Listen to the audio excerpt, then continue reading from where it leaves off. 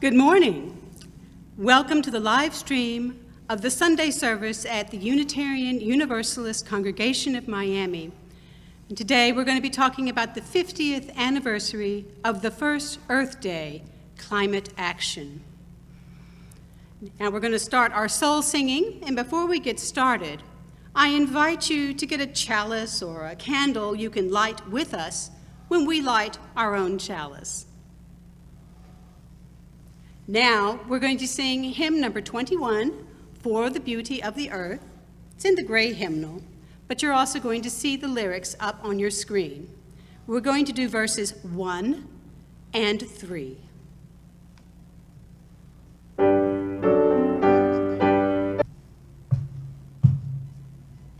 Enter, rejoice, and come in to our virtual space.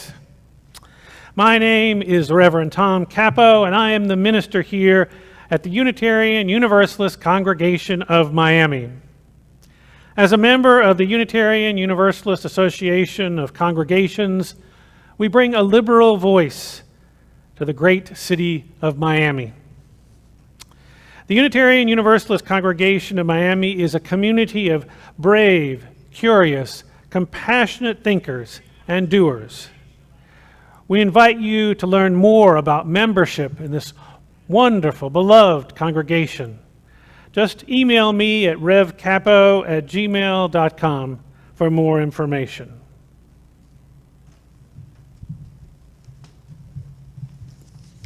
Now please join me in our unison affirmation, first in English and then in Spanish. Love is the spirit of this faith, and service is its prayer. In love, we agree to dwell together in peace, to seek knowledge in freedom, and to help one another. El amor es el espíritu de nuestra fe, y el servicio es su oración. En amor acordamos vivir unidos en paz, buscar el conocimiento en libertad y ayudarnos el uno al otro.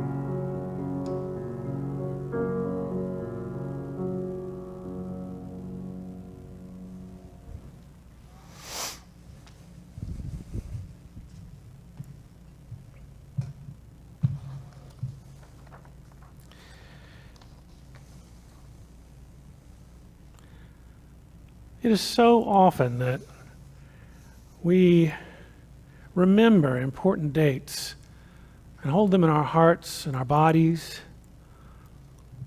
But when we've been stuck inside, like we have been, it's easy to forget those important dates, though we still may feel them within us. I bring that up because today is the 25th anniversary of the explosion of the bomb that destroyed the Alfred P. Murrah Federal Building in Oklahoma City, where 168 people were killed. We were talking about that this morning and remembering the impact it had on us. But when we've been locked in our homes, it's easy to forget those things. So let us take a moment to just be still and notice the things in our body and our heart that are there that we may have forgotten to give attention to before we begin the service today.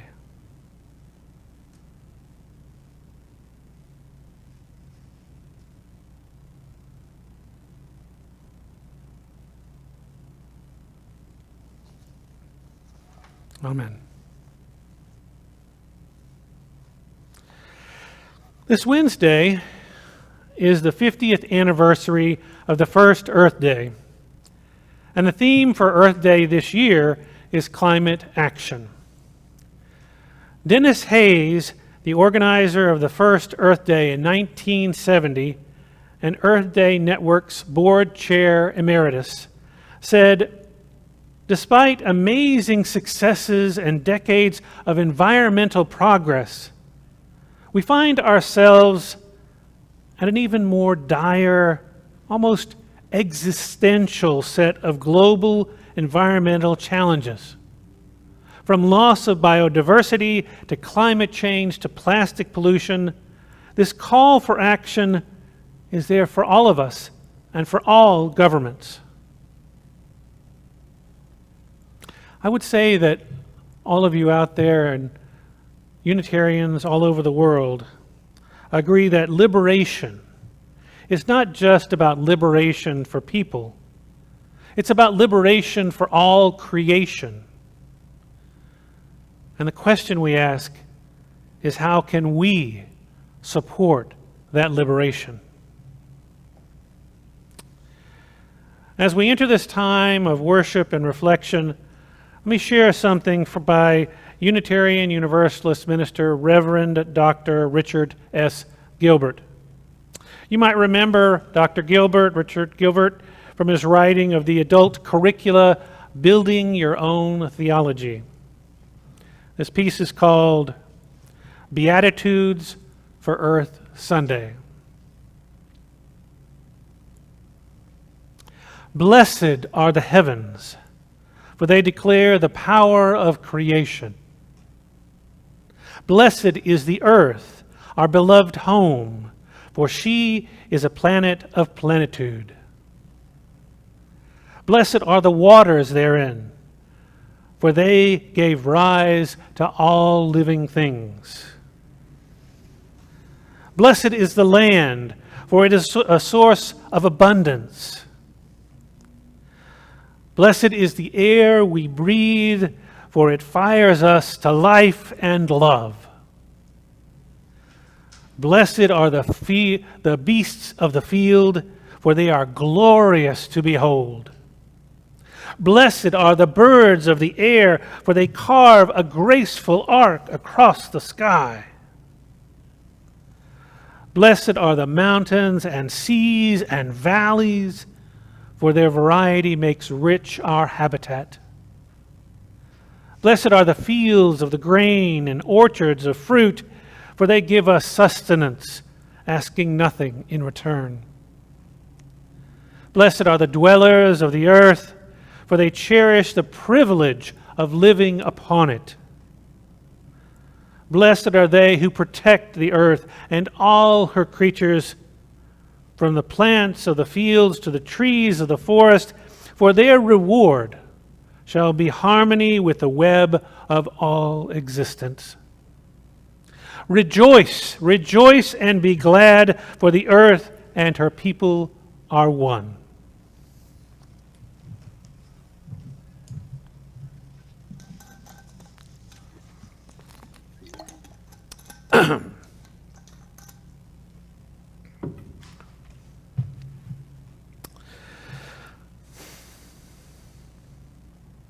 Have you ever watched a seed grow? Have you ever noticed how it begins so small, so still, so quiet, like a gift waiting to be opened, and how slowly it wakes up, begins to unfold, growing into something larger and larger and larger?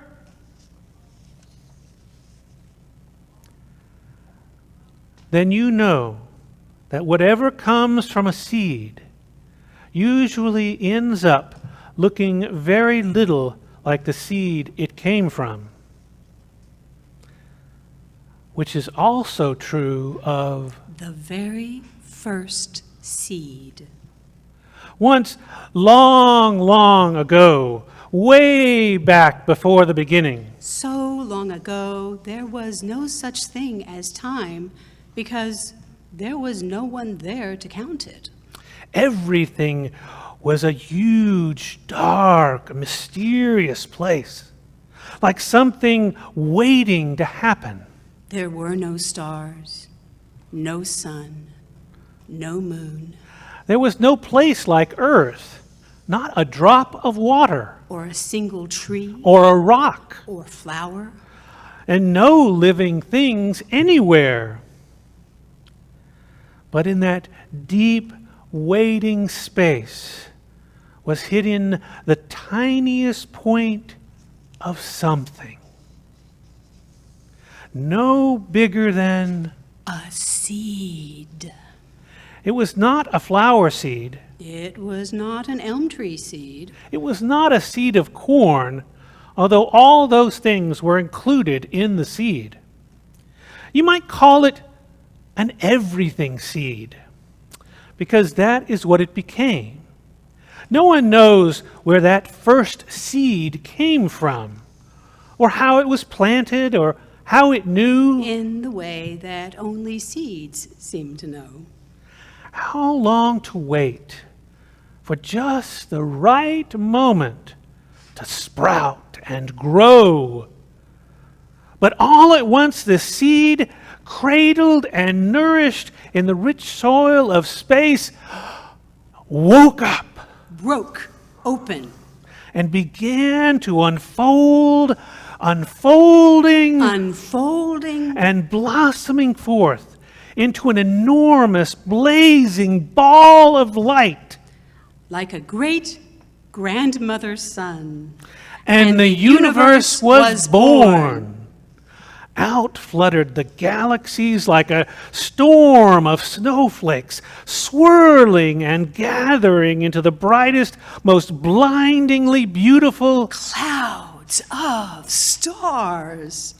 And out of those star clouds whirled our own star, the one we call the sun, and our earth. And our moon, and all the round spinning planets we have learned how to name.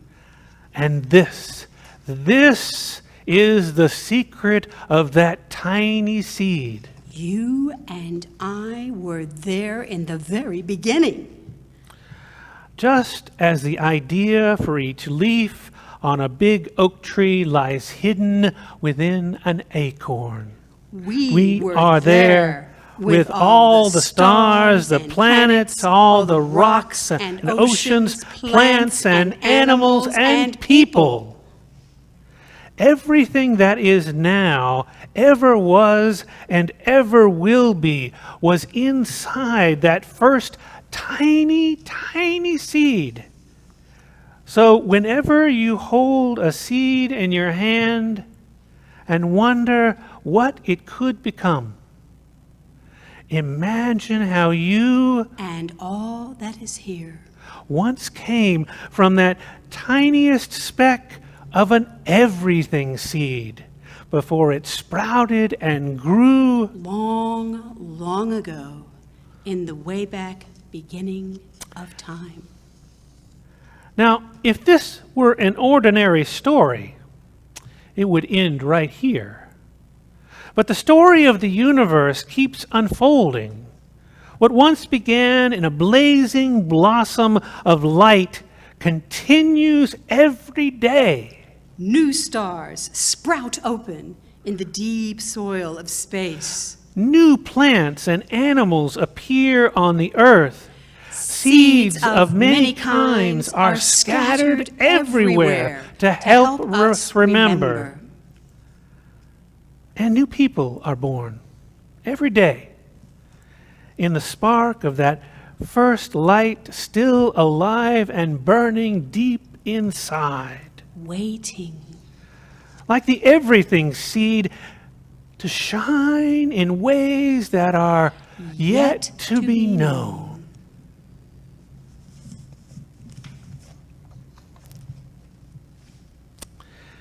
Now, I know that many of you are stuck at home, but I would guess that somewhere, relatively near you, there is some soil. Not unlike the rich soil of space. And I would invite you sometime over the next few days to go out and dig in that soil a little bit. Notice the roots and plants that are growing there. And if you can, find a seed. It really doesn't matter what kind of seed you find, or if you bring it in from your home or find it in a pack in your garage. It doesn't matter if you know what that seed is. As a matter of fact, it's probably better that you don't know what that seed is. Plant it in the soil near your home. Give it a little water.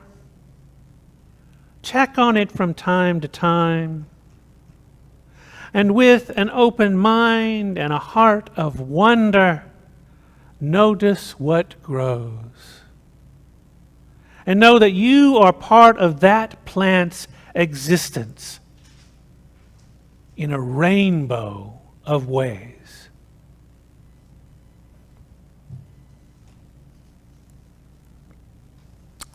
And now we will take up the offering. To donate to the Unitarian Universalist Congregation of Miami, and take out your phone, open the QR reader and scan the QR code, and you can put your offering in PayPal. If you don't have a QR reader, you can go to the uumiami.org website. There's a donate, little red donate button at the top of the web page. Click on that and you can donate there. Let there be an offering to sustain and strengthen this place and the work that we do in the world. This congregation is sacred to so many of us, a community of memory and hope. We are now the keepers of the dream.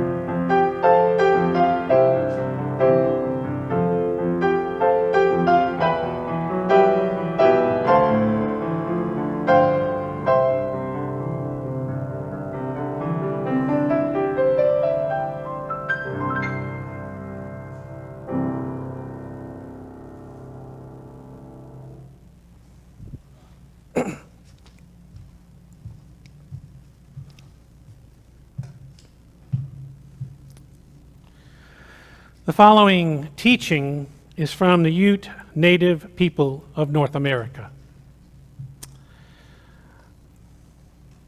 I invite you now to enter into a time of prayer or meditation. We each have our own way of entering that space. You might take a long, slow, deep breath. Settle in. Make sure you're comfortable.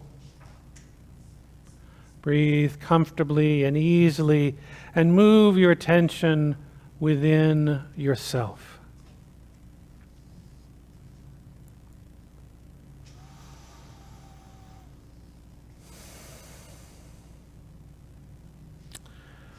Earth, teach me stillness as the grasses are stilled with light. Earth, teach me suffering as old stones suffer with memory. Earth, teach me caring as parents who secure their young. Earth, teach me courage as the tree which stands all alone. Earth, teach me limitation as the ant which crawls upon the ground. Earth, teach me freedom as the eagle which soars in the sky. Earth, teach me resignation as the leaves which die in the fall. Earth, teach me regeneration as the seed which rises in the spring. Earth, teach me to forget myself as melted snow forgets its life.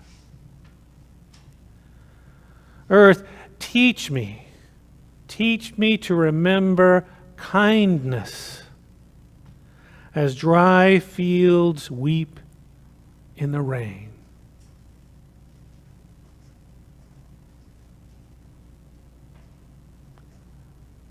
Blessed be.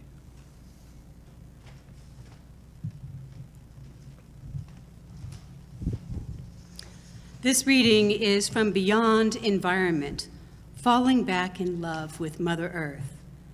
Joe Confino interviews Zen master Thich Nhat Hanh.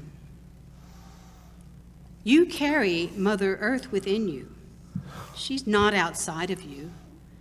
Mother Earth is not just your environment. In that insight of interbeing, it is possible to have real communication with the earth, which is the highest form of prayer. In that kind of relationship, you have enough love, strength, and awakening in order to change your life. Changing is not just changing the things outside of us. First of all, we need the right view that transcends all notions, including those of being and non-being, creator and creature, mind and spirit. That kind of insight is crucial for transformation and healing. Fear, separation, hate, and anger come from the wrong view that you and the earth are two separate entities. The earth is only the environment. You are in the center and you want to do something for the earth in order for you to survive. That is a dualistic way of seeing. So to breathe in and be aware of your body and look deeply into it and realize you are the earth and your consciousness is also the consciousness of the earth. not to cut the tree, not to pollute the water, that is not enough.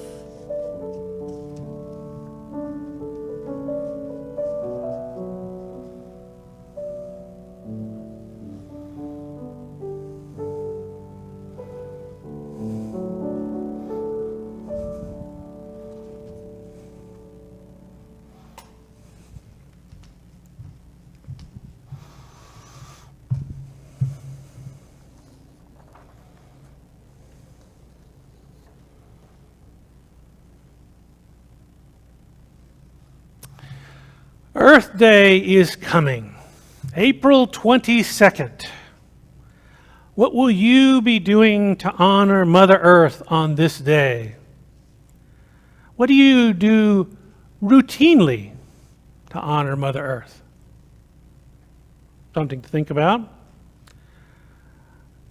This year's Earth Day theme is climate change. It says on the earthday.org website, the enormous challenge, but also the vast opportunities of action on climate change have distinguished the issue as the most pressing topic for the 50th anniversary of Earth Day. Climate change represents the biggest challenge for the future of humanity and the life support systems that make our world habitable. Pretty powerful language there, isn't it? What will it take for us human beings to consistently and with communal intention effectively mitigate climate change? You know, I thought back on whether I remembered that first Earth Day. I don't remember much of it. I don't remember the day itself. I was 11 years old, and I think I was in 6th grade. But what I do remember is from about that time, people started talking about caring for our planet. I mean, regular people in social situations. I remember recycling programs starting up at my school, and people actually participated. However, I lived in Texas. You know, I lived there much of my life. And there was never, while I was there anyway, any curbside recycling programs. I didn't participate in any kind of curbside recycling until 11 years ago when I moved to Cedar Rapids. Certainly, more cities now are offering curbside recycling, but, my friends, so much is still dumped in the oceans, and I'm probably not the only person who wonders or thinks or suspects what is really happening to the recycling once my truck, the truck that passes by once every couple of weeks, picks up my recycling materials. I don't know. In the 1970s, I noticed the ebbs and flows of various marketing for our need to care for our planet. I noticed cartoons like Captain Planet and commercials with indigenous people crying. And I remember the EPA started. I remember talking about the Environmental Protection Agency. I remember talking about it as a young adult because there were so many toxic waste sites, so many polluted waterways. An entire neighborhood near my house where I grew up was torn down and fenced off because it was so polluted people were getting sick who lived there. And the first church that I served in Beaumont, Texas, Spindletop Unitarian Church was down the street from the toxic waste dump that was created by the first oil well in Texas in 1901. Spindletop. Little had been done to mitigate the toxicity of that site in 120 years. I did attend one Earth Day celebration. It was in Cedar Rapids, and I walked through the booths. There were booths on composting and what to do with batteries and styrofoam, how to clean our waterways, and lots of blown up balls of earth. You know, those bouncy balls of earth are being bounced around. The celebration motivated me to get involved, to do something to care for my planet, for this planet that supports all our lives. And yet, time and time again, over these many 50 years, I wonder, why aren't we doing more to care for this planet? The thing that Earth Day does is to focus people's attention on planet Earth at least one day a year. It makes them wonder or think about at least what we humans are doing to our planet. Rational, logical, scientific arguments are made about how to change our habits and our consumption. However, as we all know, over time, economic greed, oil and gas companies, for example, twisted the narrative, convincing people that humans are not damaging the planet through burning fossil fuels, and that there is no such thing as a climate crisis. And even more recently, some government officials have tried to reduce the power of the EPA. The EPA has much less power now to manage the damage we're doing to our planet. And we all know scientists have tried to tell us the planet is heating up, and this heating will cause life to change on our planet, and not for the better. In addition, the plastics we created are not decomposing, but are becoming smaller and smaller and smaller, and microscopic particles, and getting into our food supply. Oh, and well, here's overfishing, deforestation, hunting animals to extinction, and the list goes on and on. Most of us have heard of these things much of our lives. And some of us have made efforts to make a difference. By recycling before it was easy, by being mindful of how we recycle materials like batteries and styrofoam, by lobbying state and federal officials for green jobs, putting solar panels on our homes and our churches, joining CSA's, community-sponsored agriculture, so we can support local farmers and get our produce from them. But I wonder, do many of us still think of us as separate from our planet?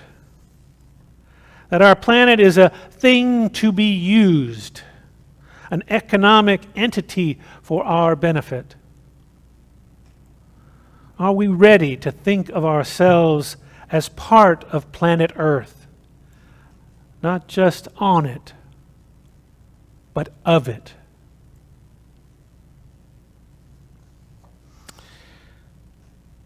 As I've been thinking about this, I decided it was important for me to see what other faiths are talking about with regard to this climate crisis we find ourselves in, and what climate action that they are advocating. And so I reached out and I found, for instance, this article by numerous Baha'i writers on climate change. And it focused on the need for humans to get over the antagonism between science and religion. They encouraged people to question the dominant materialistic society and consumer culture, while emphasizing the need to balance the material and spiritual dimensions of human life. And they encouraged exploration of the spiritual principles upon which any solution to climate change must rest. They go on to advocate that society must face, reflect on, and take community action on climate change. The Baha'i belief is that scientists are not motivating people to change, nor is the science they have found. And that religion must step up to help motivate people to do better for caring for our planet. They also ask, how can science and religion work together to motivate people toward sustainability, earth justice, and human equity?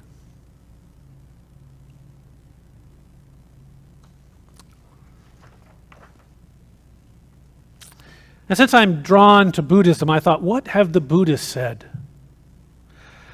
20 Buddhist teachers contributed to a book called A Buddhist Response to Climate Change.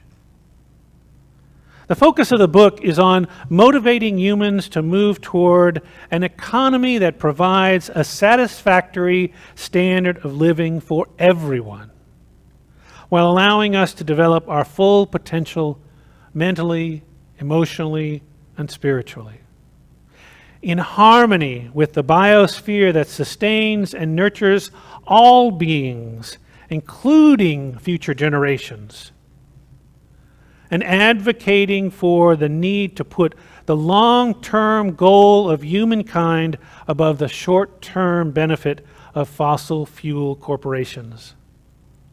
They too support the idea of campaigns for climate action. And of course, Unitarian Universalists have put out statements, many statements, on climate, ecology, sustainability, climate change. Here's one of the Unitarian Universalist Association statements. Life on Earth will be gravely affected unless we embrace new practices, ethics, and values to guide our lives on a warming planet. Our stated commitment in support of Earth Ministries is embraced in our seventh principle: to affirm and promote the interdependent web of all existence of which we are a part. Many of us, Unitarian Universalists, envision a world where all people are assured a secure and meaningful life that is ecologically responsible and sustainable, in which every form of life has intrinsic value.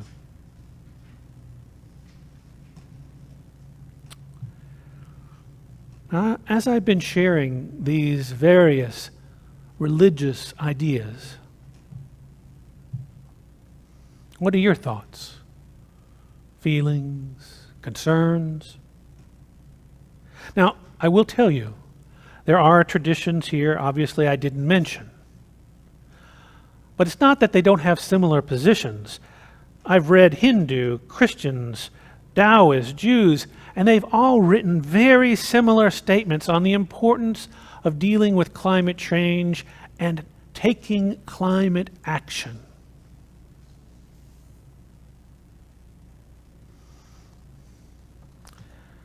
And so I ask each of us, what does this year's Earth Day theme of climate action call you to do?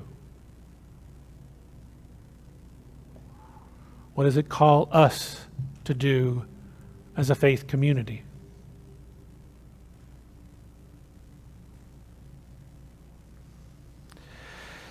As some of you know, part of my spiritual journey has been through panentheism, affirming and exploring the divine in all things. This has led me to hold in the front of my mind my connection with all creation, and to treat all creation as if it were an aspect of the divine, to treat it with respect, compassion, concern, and reverence. This has motivated me in my efforts to save our Mother Earth, lobbying for green jobs, lobbying to stop oil pipelines, and the practice of topping mountains for minerals. It has motivated me as I recycle, being more conscious, in addition to that, being more conscious of the energy I use, the type and amount of energy I use.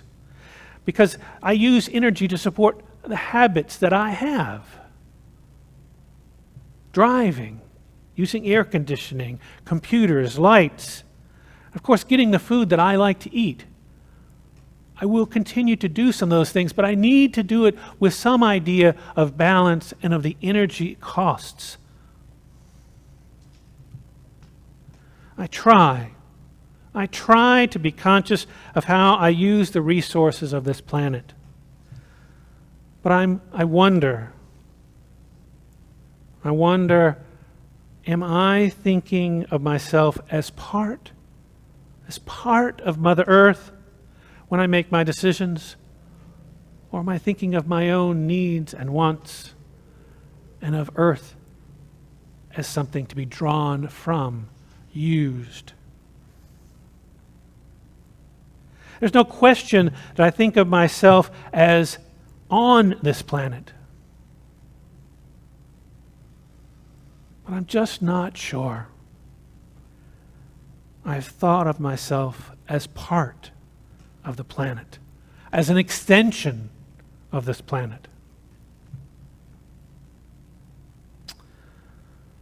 When I breathe in, am I aware of my body enough to look deep within myself and realize I am the earth, and my consciousness is also the consciousness of the earth?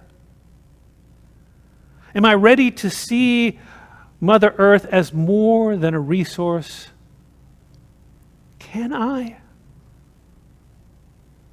I've not been raised to think that way.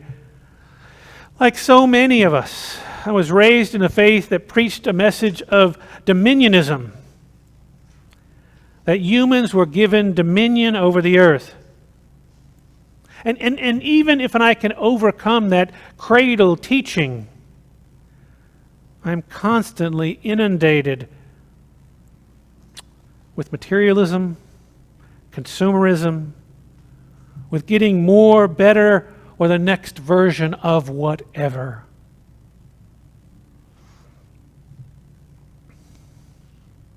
I've been searching for something to help ground me, to connect me, to help me feel part of Mother Earth.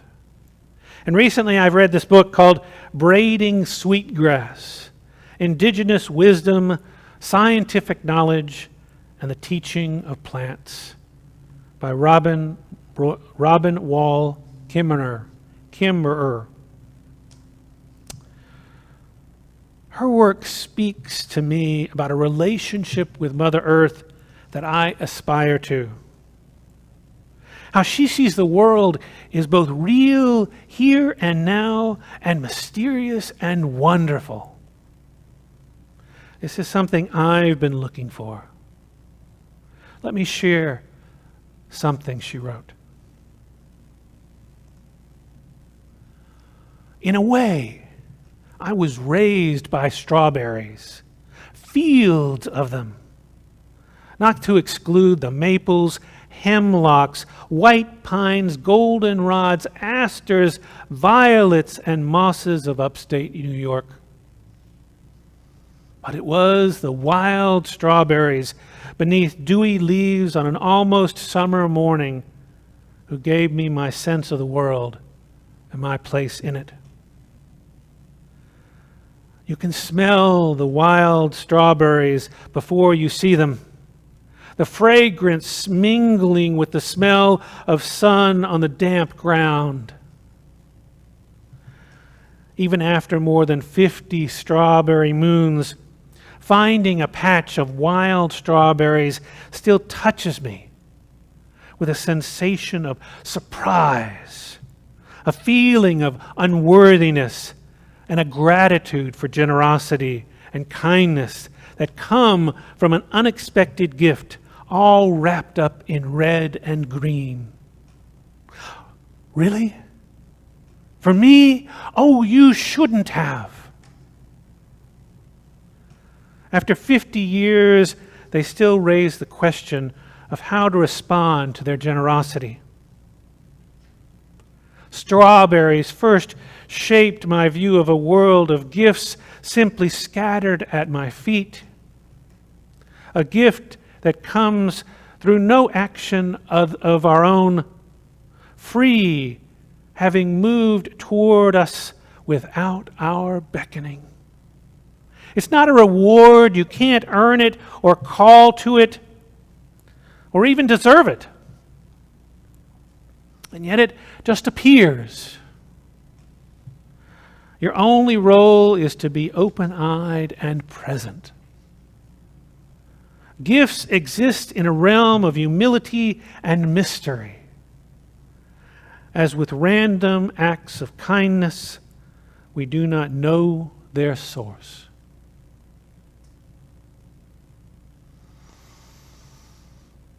It just sinks in.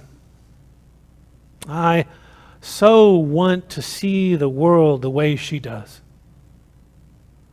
Feeling the connection with creation, learning from my experience with nature's tasty fruit, and having the first thought I have be, this is a gift given to me by the planet that birthed me, sustains me, and that I am part of. Life is a gift, and I am grateful for it. If not a thought that sparks in me at these experiences, could it be a prayer I say in the morning? Or a prayer I say at night before I go to bed as I reflect on the experiences Earth has given me that day? This thought, prayer, meditation embraces gratitude, not necessarily to a divine being, but to the amazing process that created all life on earth. A process I ponder and can't fully comprehend. I want to be more open-eyed and present with my Mother Earth, to approach this planet with humility and mystery. But that's not all. All of us, need to find the spark, the burning ember that will maintain our motivation to protect and help our planet Earth.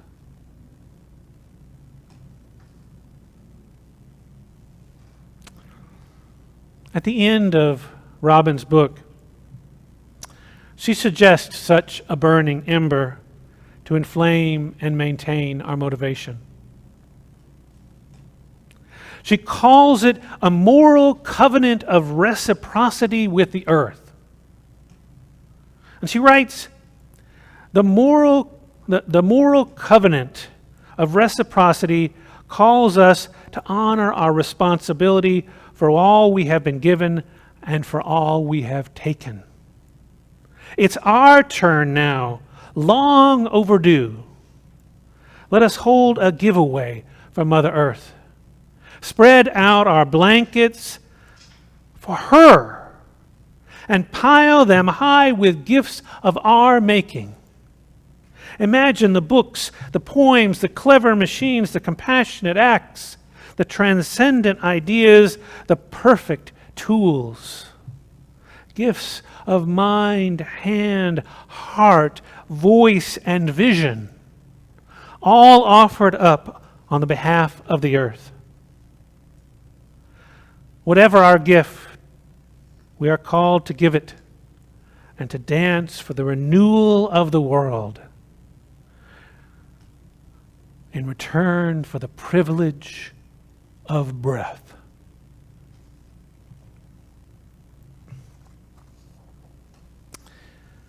Can you imagine, my friends? Can you imagine a ritual that you might perform in your house? A giveaway for Mother Earth. Imagine putting out a blanket in your living room, or better yet, on the grass near your home, and placing your gifts to planet Earth on that blanket,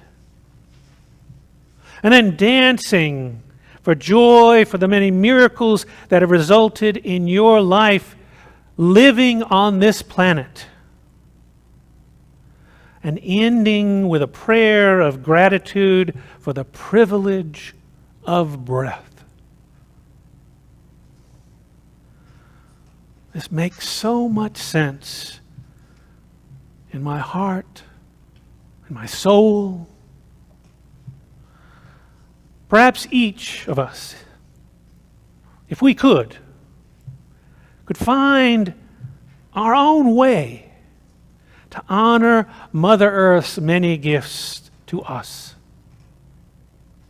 Perhaps if we do that, Earth Day would look a little different. Perhaps it would mean a little more. Perhaps motivate more of us to action.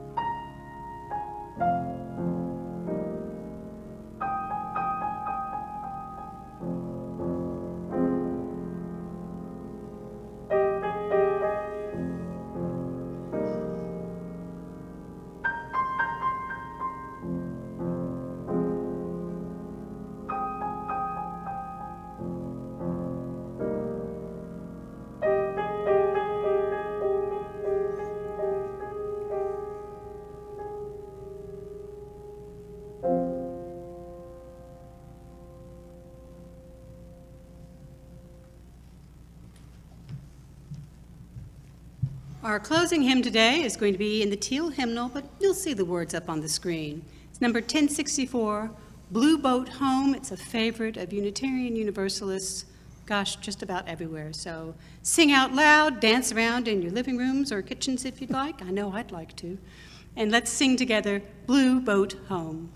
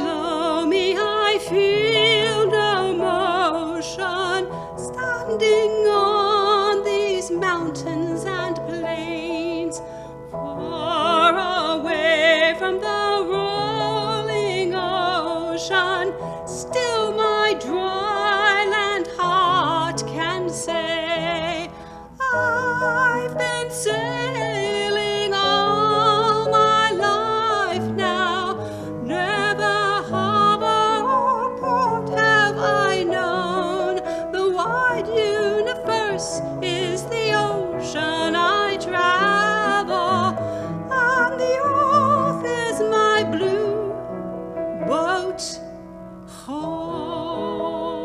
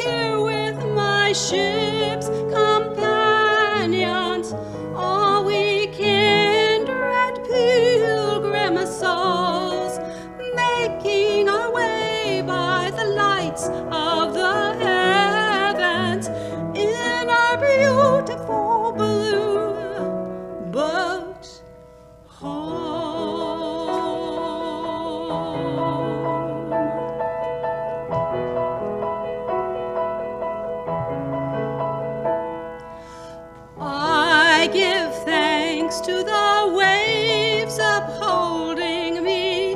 Hail the great winds urging me on. Greet the infinite sea before me. Sing the sky my sailor song. I was born upon the fathoms, never harbor or port have I known. The wide universe is the ocean I travel, and the earth is my blue boat's home.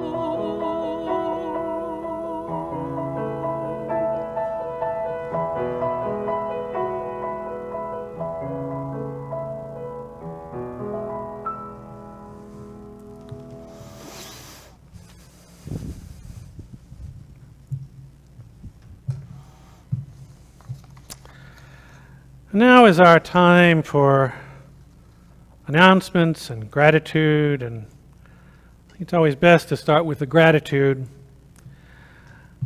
I thank Barbara Jimenez, our Director of Religious Exploration, and working with our families here.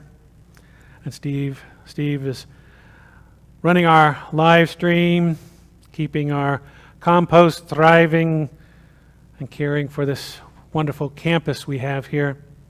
And Joseph, thank you so much for playing our accompaniment for our hymns and the beautiful music that you play during our preludes and offertory and throughout the service. And Martha, for leading our hymns and helping with our readings. And finally, all of you, thank you for joining us here today. Our hearts are warmed by being with you virtually. Well, I encourage you to look in our newsletter and our weekly, look on our website for the announcements of what's coming up in our congregation. We have many virtual experiences, and I put some new videos on our YouTube page, one from our UU Humanist group here, and one that will be coming up later today from a discussion I had with people in South Miami. And stay connected with each other. Talk with each other about what you heard here today, or just call and connect with the members of this community. Share our love with each other, and remember that we are important to one another. Next Sunday, the live stream service will be called It's Not April Fool's Day, or is it? April 1st is April Fool's Day. And though next week is not April 1st, at least it's still in April. I didn't want you to miss out on the fun and wonder of being a fool this month. Well, before we close, I want to show you a couple of things. There's some opportunities if you want to work on climate change. You can go to earthday.org or www.uumfe.org, the Unitarian Universalist Ministry for the Earth, for programs that will help you understand more about the science, impact, and solutions of our climate crisis. Please take a look. I'm going to go to some of the presentations put on here in Miami, but it's all virtual and put on by our UU Ministry for the Earth. Our closing words are written by Barack Obama. Change will not come if we wait for some other person or if we wait for some other time. We are the ones we've been waiting for. We are the change that we seek. My friends, in the spirit of one another, I'm going to ask you to think about how you are considering greeting people after this time of being locked in our homes. When you come up to someone and we still need to maintain some social distance, how will you say to them, blessings or blessed be or blessings to you, and show them with your body that you honor them, respect them, care about them. And so what I say to you is think about how you would like to respond with a hand on your heart, with your hands in prayer, with your elbows outstretched. And so we end with choose how you will say so verbally, non-verbally, how you will respond to someone as you come up to them. And with your words, let us all say, blessings to you. Do it with me now. Blessings to you. Now go enjoy a cup of coffee, a cup of tea. Be connected with one another. If you're interested, you can get on Zoom right now and chat with each other. All you have to do is register to get the Zoom link. You can get the Zoom link off the newsletter or off our web page. You'll register, you'll get an email which will send you the Zoom link, and you'll be put into a waiting room, and the host will bring you into the discussion. See you all soon. Blessed be.